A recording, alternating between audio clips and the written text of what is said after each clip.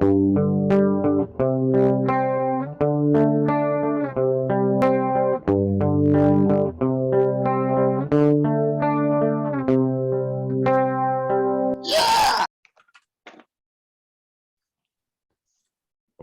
everyone, to the Nut Gallery Review Podcast. We bring you the news on the media that shapes your world. Welcome to episode 190. I'm Jason Schulte. I'm Sean McFadden. And I'm Mike Anston. Did you like that pause for dramatic effect? It was very nice. It was very intentional. I was sitting at the edge of my seat. I had my pre-planned worked out just right. All right, so I thought we'd start by talking about some upcoming Star Wars projects. Oh boy. Since there isn't a whole lot this year still.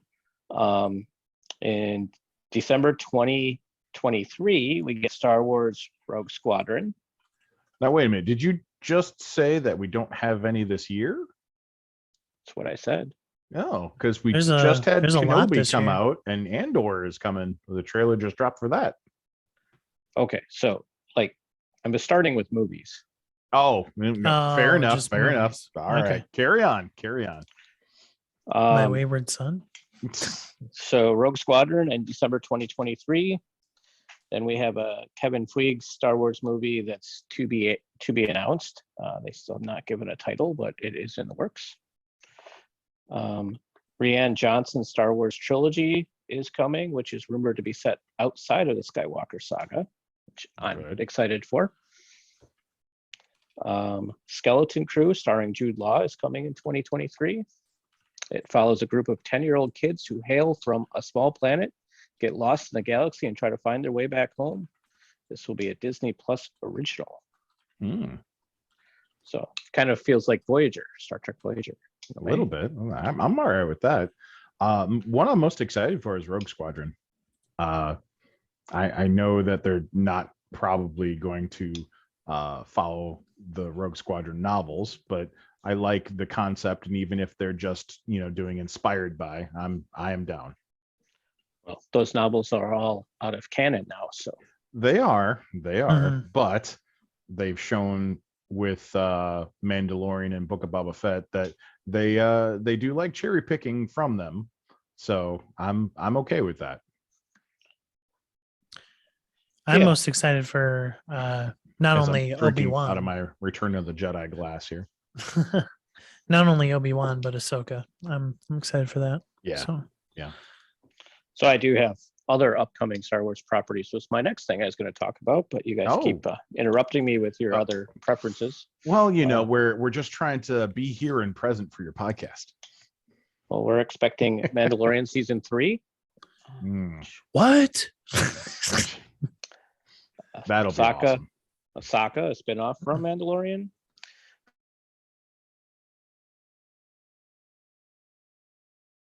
Jay, we lost your audio. We lost your audio somehow. Did your Xbox headset die? Uh-oh.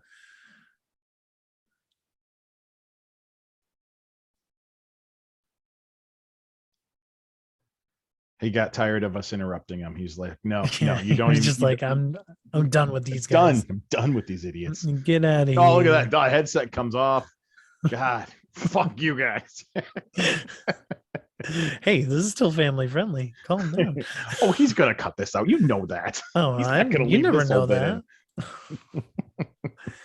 You never know. How about now? Hey, he's I back. can hear you. We were talking about Ahsoka.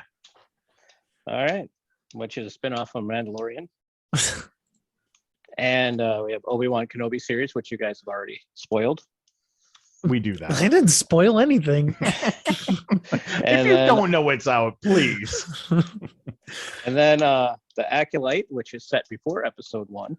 This 100 years. Oh my 100 years gosh. before I'm episode one. excited for this one. Yeah, me as well.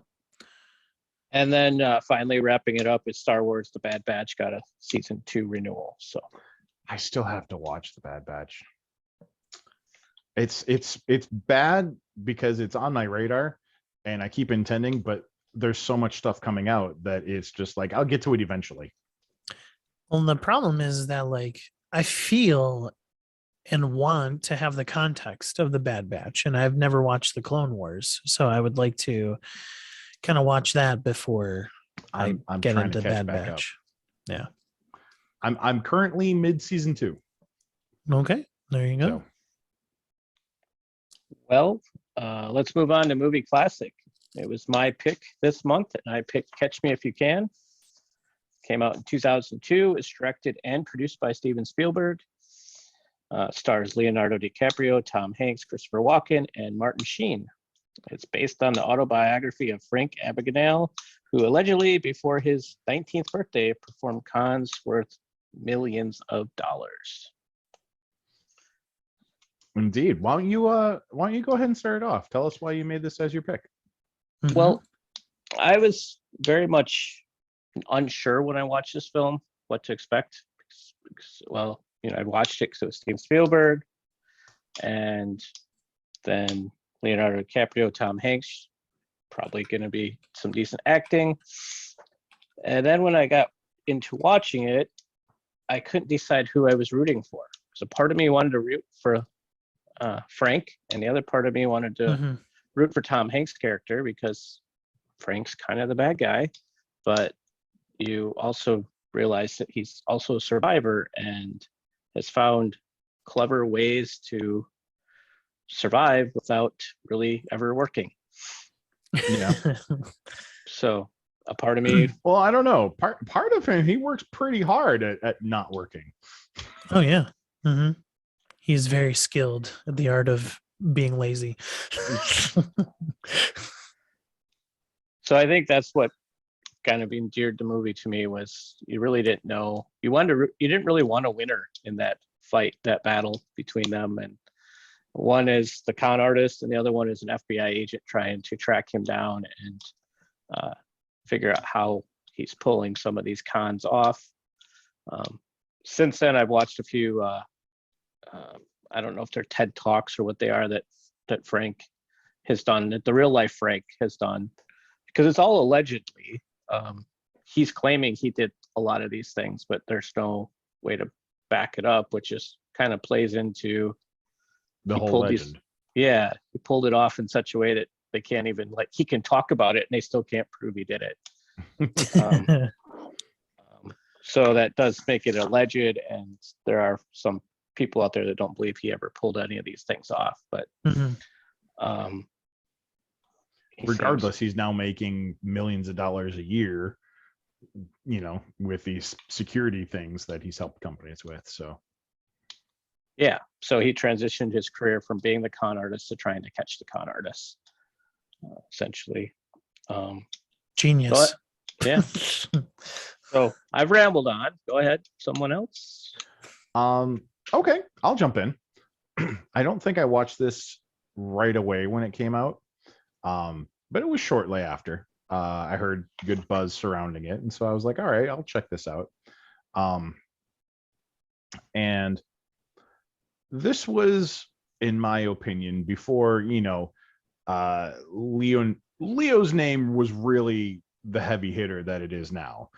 This is still early on in his career. In fact, you can see several of his love interests that are just like little token parts in there are now well-known actors in their own thing, like the actress who plays Meredith Grey from Grey's Anatomy.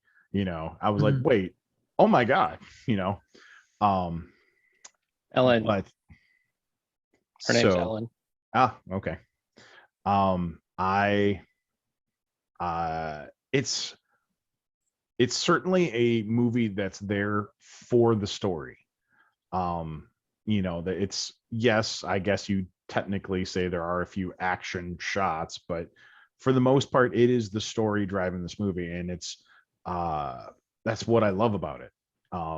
Is that it has the story, and you're constantly going, all right, eventually he's gonna get caught, but how? Is what's going on here, and then seeing like his home life before he becomes, the Frank that we all know from the movie there, and what kind of happens there. And I think that's perhaps one of my favorite relationships of the movie, is that of Frank and his dad, who kind of feels like, Frank tried to emulate, but he's much better at the con than his dad was, and his dad was kind of a little bit of small time, and Frank was not small time. And in fact, that's when the FBI catches up to his mom, and she's like, "Oh, I'm so and so with the church. Let me just write you a check for anything." He's like, "It's up to 1.3 million," and you're like, "Oh, okay." Well, you'll be disappointed to know that is one of the aspects of the film that the real Frank has said is not true. He never met his father again after he ran away. So. Oh, so that's all Hollywood fabrication, huh? Yeah, that was one of the aspects of the film he said was not real. So. Suck it, Trebek. Yeah. So one of your favorite aspects of the film is not actually in the real story. Yeah, that happens. Mike? Yeah, I mean, this is such a solid movie. Just kind of, again, sitting on the edge of your seat for this one. Kind of like, man, it was a while since I've seen this last. I can't remember the last time I watched it, to be honest. I think it was actually in college with Heather, my now wife.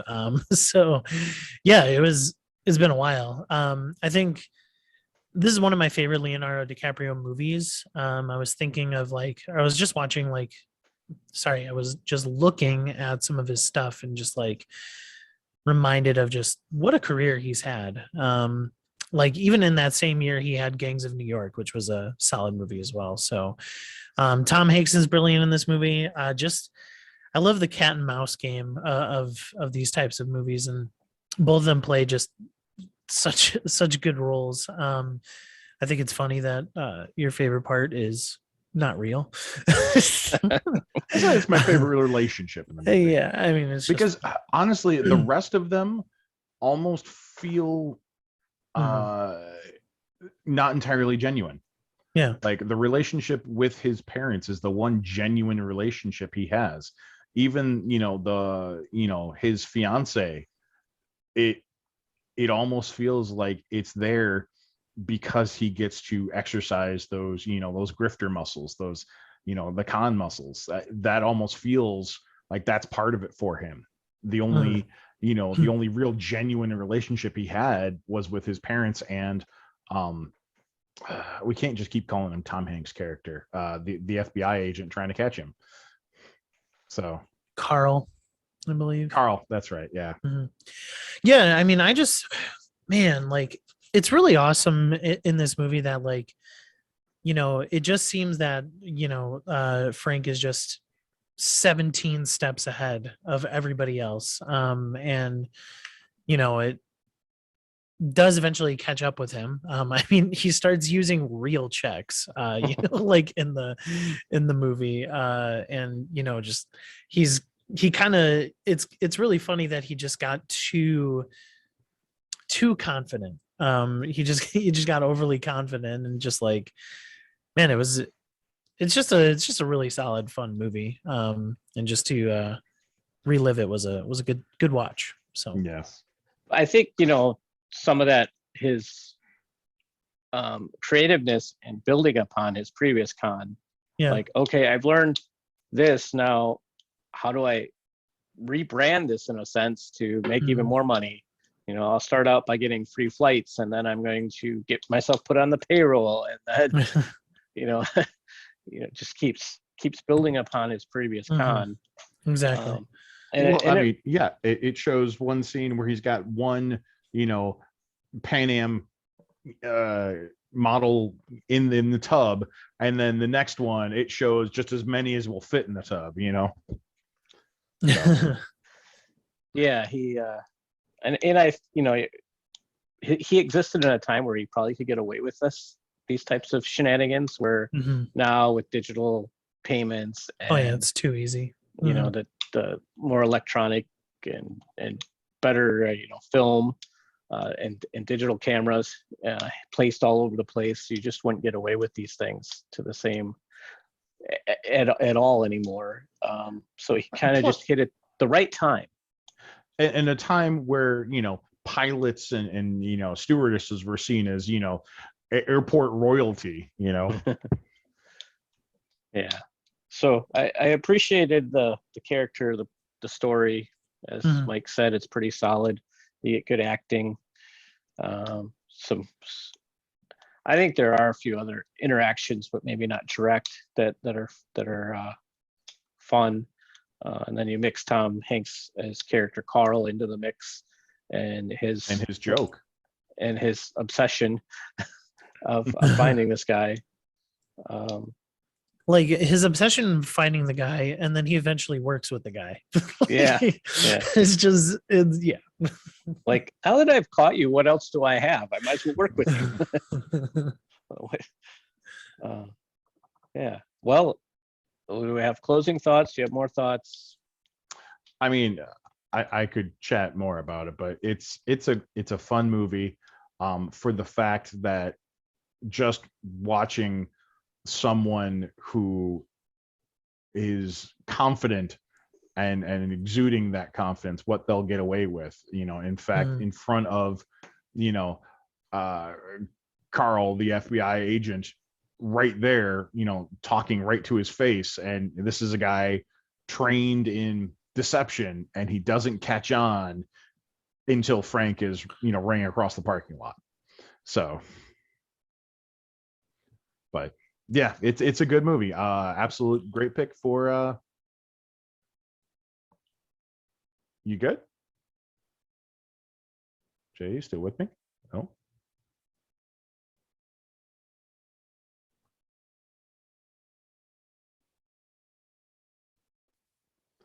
There he is. So yeah, this movie is good. I think it's a classic. I think it is also one of DiCaprio's best performances, to be honest. I haven't seen every single one of his works, but man, it's just a fun ride, especially this is coming 5 years after like his big breakout role in Titanic, and just like to see him grow. And then he went, guys, 4 movie slates here for Leonardo DiCaprio. He went from Gangs of New York to Catch Me If You Can to The Aviator, and then to The Departed. And the same year he had Blood Diamond. So this is kind of in this movie in the streak of like heyday Leonardo DiCaprio, and it's one of his best. And Tom Hanks is good as usual. So watch it if you haven't. Absolutely. I think the one reason I think Leo should get appreciation here is the fact that he plays the 16-year-old, and it is a very believable 16-year-old, and then in early 20s, with just different haircut and different posture and mannerisms. I think he pulled that off well. So absolute classic. And our silent companion Jason has opinions. They're good opinions. They're well thought out. Yeah. Yes, he agrees with us that this is a classic. He does. It's actually his favorite movie of all time. Man, I didn't know that. Yeah, he did see this midnight release. Back in the day. Fun fact story. He actually got into a fist fight in the lobby because someone else said that they were more, a bigger Tom Hanks fan than him, and Jason took that personally and then started swinging. And then the other fist fight he had that night was that people said that he didn't know this Frank guy, personally, but Jason was there. He knew. He was like, no, Frank Abagnale Jr. was my friend. So, grew up with him in high school. Have we BS'd long enough for you to fix up your issue there, Jay? I don't know.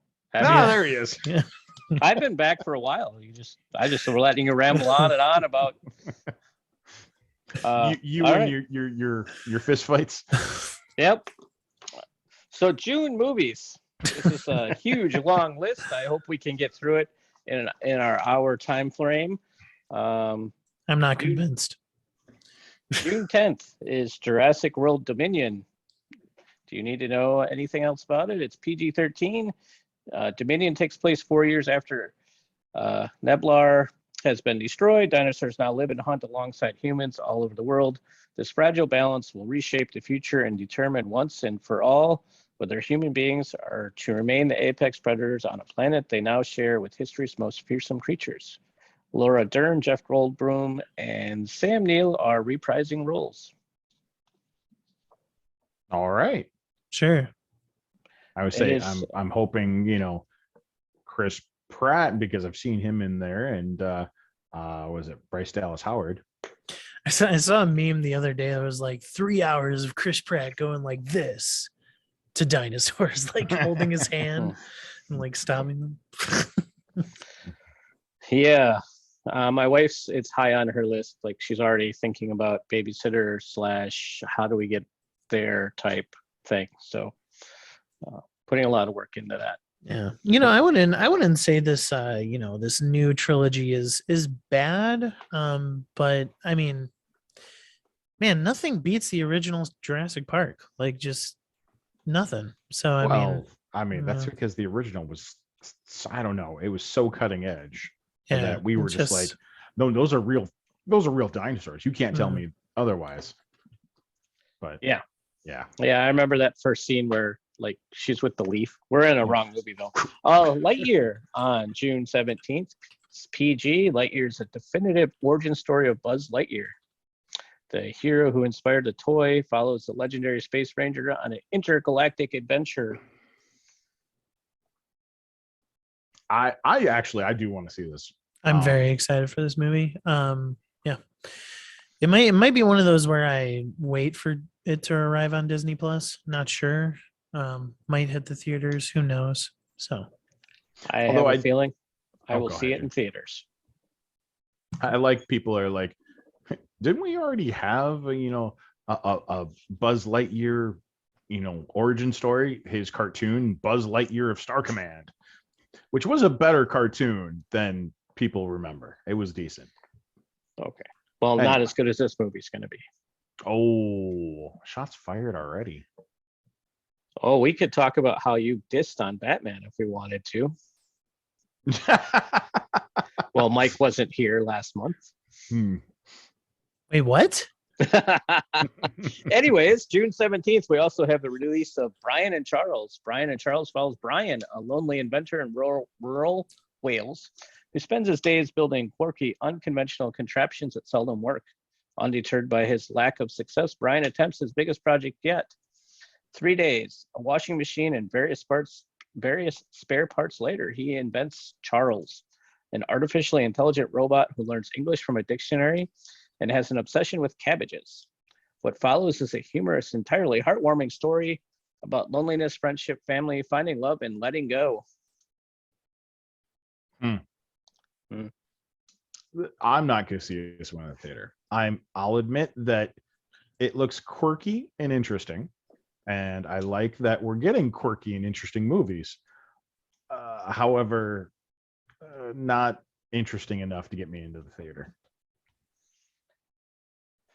June 24th, Elvis. It is PG-13. The film explores the life and music of Elvis Presley seen through the prism of his complicated relationship with his enigmatic manager, Colonel Tom Parker, who is played by Tom Hanks. Hey. Speaking of, I have a feeling that I'll be seeing this one regardless of if I want to or not. isn't Ashley a huge Elvis fan? Huge. Yeah. Gigantic. Refers to him as daddy. Oh, well. That's because you're not married yet. No, because when she was younger, her mom told her that her father was Elvis Presley. And she believed that. Oh my right. goodness. That's hilarious. I see therapy in your future. I mean, probably wouldn't go awry. And finally, June 24th is The Black Phone. It's R for violence, bloody images, language, and some drug use. Finney Shaw, a shy but clever 13-year-old boy, is abducted by a sadistic killer and trapped in a soundproof basement where screaming is of little use. When a disconnected phone on the wall begins to ring, Finney discovers that he can hear the voices of the killer's previous victims. And they are dead set on making sure that what happened to them doesn't happen to Finney. Directed by Scott Derrickson, who also directed Doctor Strange, Sinister, and The Exorcism of Emily Rose. Scott is also one of the screenwriters on this film. Nice. And there were haunting like screams in the background there while I was reading that. That was kind of creepy. No, I'm just appreciating the fact that it looked like Mike had adjusted his headset so he could see the sound for a minute. Yeah. Oh, you're so dumb sometimes. Like your Batman take. Okay. All right, on to DVD releases. All right, so there's not a lot of good coming here, but I'll get you what we got. We have, of course, Chris Pine. Let me try that again with English. Chris Pine in The Contractor, coming out the week of June 7th. We also have Eraser Reborn coming out that week as well. I have to mention this just because I have to laugh at how poorly it's been received. Fortress Sniper's Eye has just been pulled over the coals there with Bruce Willis. Also released that week. Then week of June 14th, we've got Morbius, which has gotten middling reviews there. It's middling. Come on. No, it's way worse than middling. There's jokes on Twitter right now about Morbius. Everybody's calling it it's Morbin summertime, or it's Morbin summertime. People are saying that Sony and Xbox are gonna announce more Morbius Morbius video games, and then the hashtag it's Morbin time trended on Twitter this past week. It's Morbin time. I will not be seeing this movie. I've seen it.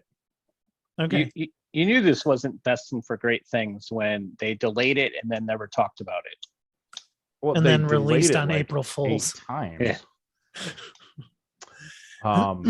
Also coming out. Did you June feel 4th. you spent money wisely seeing it? It was entertaining. It was what I like to call a popcorn movie. You should have seen the Batman again. Would have been a better choice. If you say you liked Morbius better than Batman, I'm leaving. This is ridiculous. Ambulance also comes out that week, as well as Father Stew. We're just going to keep right on pushing here. Benedetta, which I don't think had a wide release, comes out. Excuse me. Sorry about that.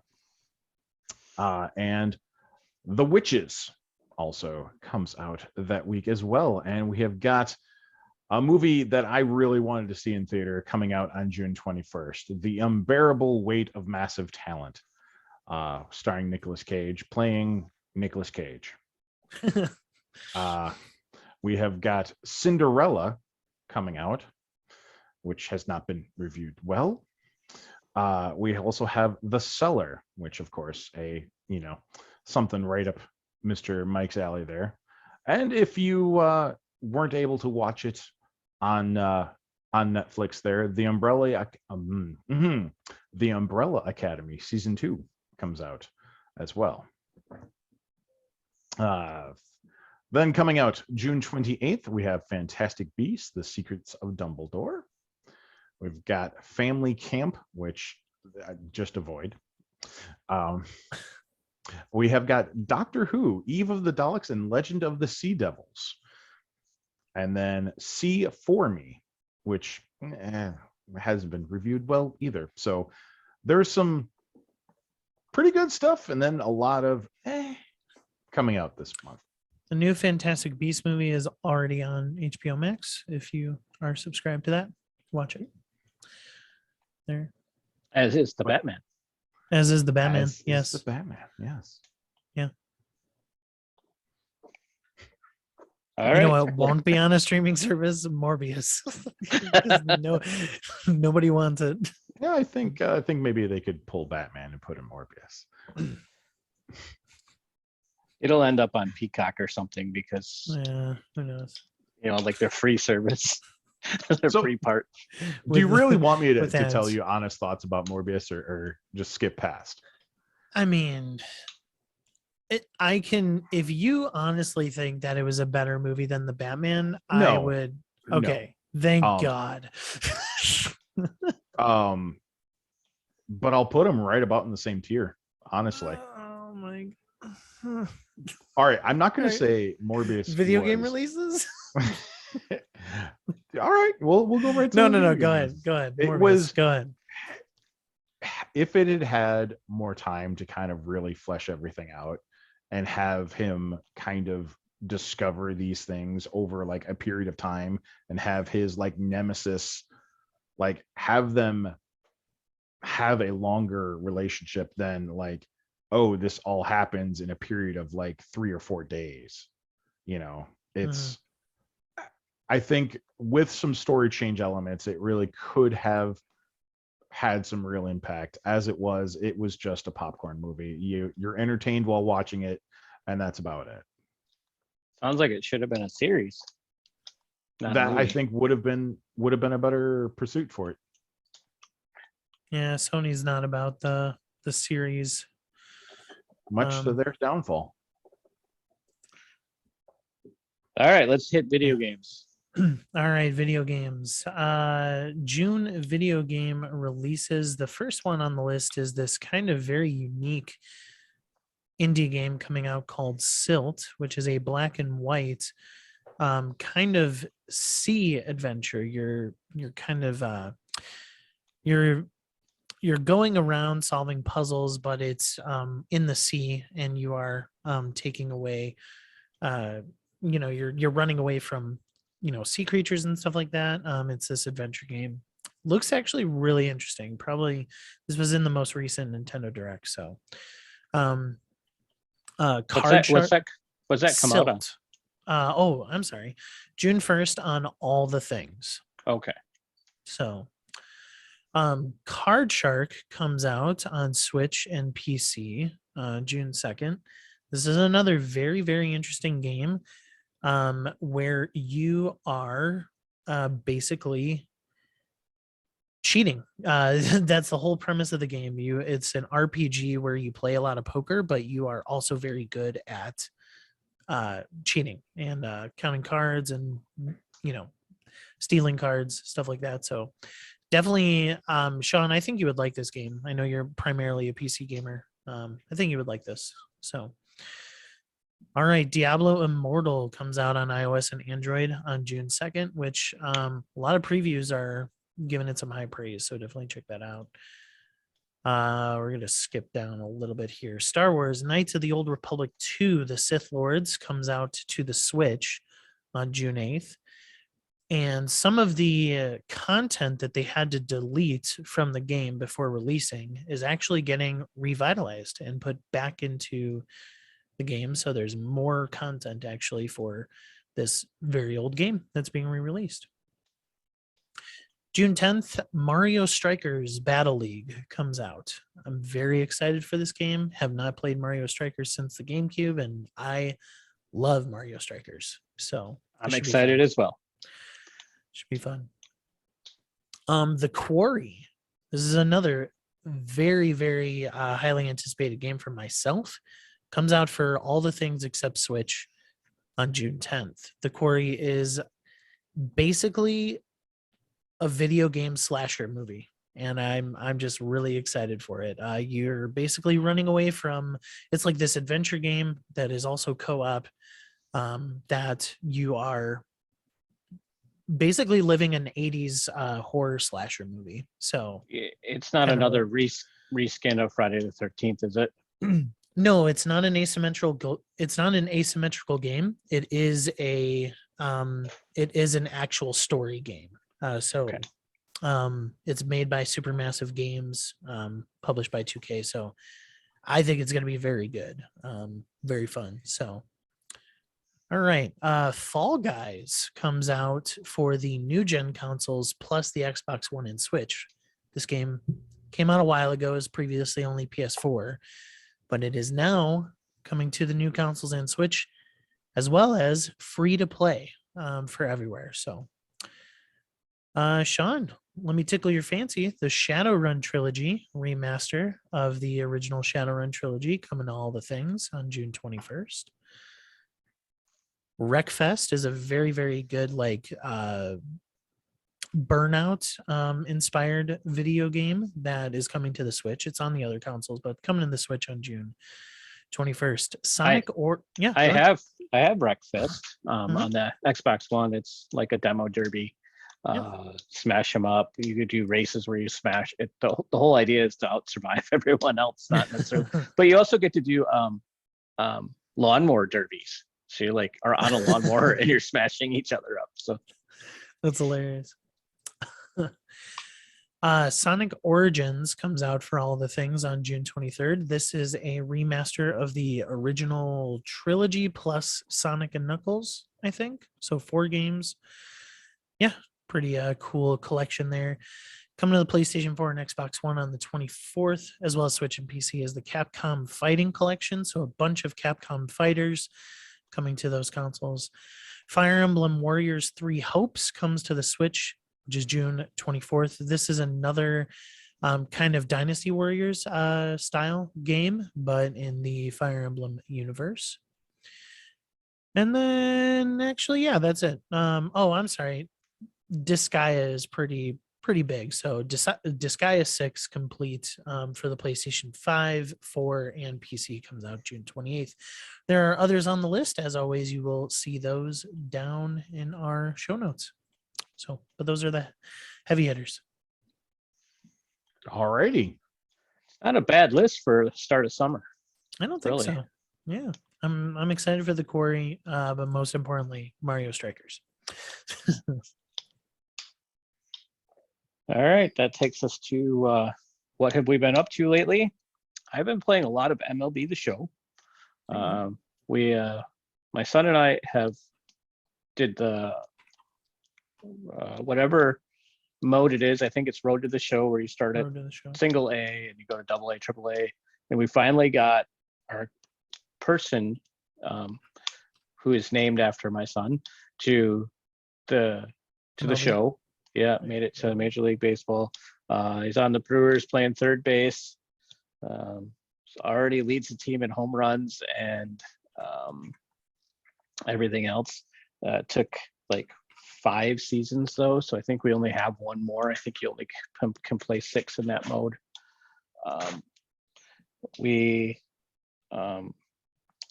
I read 10th Anniversary by James Patterson. It was a step up from the last few books. I've kind of been complaining about those on the podcast. So kind of went back in the right direction. I read volume 20 of Blue Exorcist. Also felt like that was like a resurgence of the series a little bit. Really got my interest again. They were kind of lulled off for a couple of volumes. I watched Iron Man 3. I had never watched Iron Man 3 until now. Never. Really? And I have to say it's probably the worst Marvel movie in the MCU. That's very debatable. It is, but continue.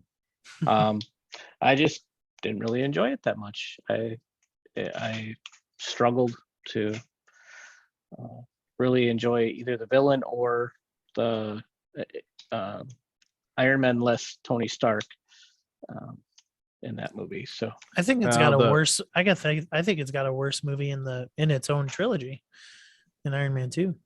But I just think the bait and switch of we were all excited for, and why am I spacing on his name right now? The Rings. Mandalorian, the Yeah. Mandarin. Mandarin, yes. we all have Mando. Mandalorian. It's on the brain. It's okay. It really doesn't fit with any of the other Marvel movies because this one's actually pretty brutal. Yeah. It's a little bit different tone, which is fine too, but I would put it as one of the weakest in the MCU. I also watched another really terrible movie, and so anyone listening to this, never watch it. A Haunted House by Marlon Wayans. It is awful. It is the worst movie on the planet. Really? Yeah, I think what makes it so bad? I've already seen it, but go ahead. It is supposed to be a spoof of haunted horror movies, more like Paranormal Activity type movies. Yeah. And I don't really see that they even were really spoofing that. It was really all about sex innuendos and how many different things he could have sex with, including stuffed animals and the like. So it's just really weird that it was terrible. It was terrible in every way. Mm-hmm. So okay, go ahead. Wow. Wow. Not sure how to follow that one. As far as video games, I have been playing a little bit of Daggerfall, which is free currently on Steam. For those of you of Skyrim enjoyment, Skyrim is, of course, Elder Scrolls Volume 5. Daggerfall is Elder Scrolls Volume 2. It's where I cut my teeth on the series to begin with. And my first run, I was like, yeah, I created my character. A mix of magic and melee. Yeah, except I started it up and I didn't have enough magic to even cast the basic spells you're given. And I'm like, oh, crap. All right. And then I went through the game and died. And so that was fun. I'm like, well, all right, a little harder than I remembered. Of course, still playing StarCraft 2 and Deep Rock Galactic, having fun with the new season of that, which just opened up. As far as reading, I've been catching up on some of my backlog of my comic books and graphic novels there, including the new Obi-Wan series, which follows a young, in this case, literally very young, when he first joins the Jedi, Obi-Wan. And as far as movies, mostly been catching up on MST3K, because they, of course, have, released their entire back catalog there. And I've been catching up on, the very bad movies, and, the bots spoofing them. Have been enjoying that. And, catching up on Batman Beyond and Clone Wars. Wow. A lot of hats in the bag. Yeah. Well, sometimes, that's not a phrase. Like, I'm sorry. Yeah, I was going to let you go with it, but. So I have been watching a lot of Star Wars recently. I do other podcasts with buddies, and we were doing some reviews on the prequel trilogy. And I also had never watched Book of Boba Fett, so I recently watched that. And it was okay. It was okay. Hot take: Revenge of the Sith, top 3 Star Wars movie. I'm just calling it right now. Hot take. All right. Anyway, video games wise, I played this game called Trek to Yomi. Don't know if you guys saw it, but it is this old samurai game. Not old game, it's a brand new game, but it's the aesthetic and the is the old like Kurosawa movie. Yeah, like the old Kurosawa movies. And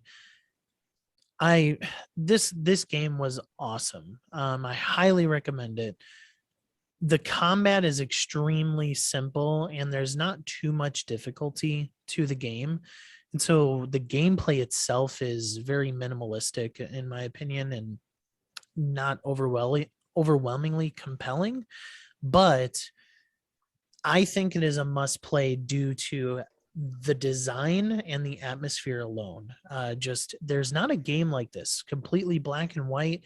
It truly captures the essence of those old samurai movies. And man, what a wonderful game. Trek to Yomi. Certainly go play it. It's on Game Pass if you have a sub to that. So go ahead and check it out. Also been playing a game called Umurangi Generation, which is an indie game, which is a photo puzzle game. So you're put into a level and you have certain film or photo bounties that you have to complete. So you have to take a picture of like 4 feathers or a picture of like 10 solar panels, and they all have to be in one picture. And so that game it's pretty fun. It's an interesting art direction for sure, but at the end of the day, it's just a clever puzzle game. You're a photographer and you're basically trying to find the correct angles to complete your puzzle. So it's kind of fun. So I'm playing through that, and then reading wise, I am not reading. So yeah, Fair enough. I did pick up Dune from the library, so I'm planning on starting that here soon. So yeah, Stick with it though. It's a good book. It's the beginning though is a little, because he likes to just throw out a word and not give you too much context to begin with. So you have to just keep reading and it'll fill it in. All right, sounds good. I loved the movie. The movie was phenomenal. Great. It was good. So that's why I picked it up. So we have to go back to Revenge of the Sith being the best. To my count, there's 11 movies out. No, right? I think it's top 3. It's not the best movie. Okay, well, there's 11 movies out if you count Solo and Rogue One. To my count, I would put this at like 15 to 18. There's like unmade movies that'll be better than this. There's like Jar Jar Binks could have a holiday special and it might be better than this. That is, oh my goodness, you are in the land of hyperbole. Rewatch it. It has amazing. I have rewatched it. I watched it when it came out in theaters, and I got it that year for Christmas. It was in the shrink wrap for 10 years before I took the shrink wrap off and watched it again, and I still didn't enjoy it. It has amazing fight scenes. I think that it has one of the best performances from Ian McGregor. I don't think Hayden Christensen is bad either. I think that the film direction and the cinematography of it is brilliant. I mean, there are scenes where you have Obi-Wan and Anakin Skywalker like in the same shot, and just something as simple as putting Anakin like in a shadow and Obi-Wan in a light instead, just to kind of like show the foreshadow. It's better than that might have been the most brilliant thing of the whole movie was that was that. I'll give you that. I mean, I struggle to name, if it's not top 3, then it is top 4, because I struggle to name. I mean, Attack of the Clones isn't better than it. I don't think Phantom Menace is better at it, and I just rewatched all 3. None of the sequel trilogy is better than Revenge of the Sith. The sequel trilogy is trash for the most part, besides Force Awakens. I mean, Empire and A New Hope obviously are classics. So, I mean, really, really take a look at the 11 Star Wars movies and try to come up with 3 better than Revenge of the Sith. I already told you all of them. It's not all of them. It's not all of them, my friend. Well, that's why we have the ability to have opinions.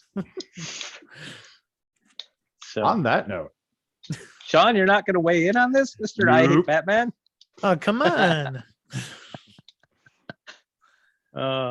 You threw shade at him last month. I throw it at him this month. That's at least fair enough. Come on, join in. It's not top 3. What are your top 3 then? if I had to go top 3, I think I'd probably go. I think A New Hope is still my favorite, even though because it's just the most self-contained and it's what fired me all up to everything. I'd follow that with Empire. Man, what would I take for my 3? Because Return of the Jedi is pretty good, but I don't know if that's my number 3.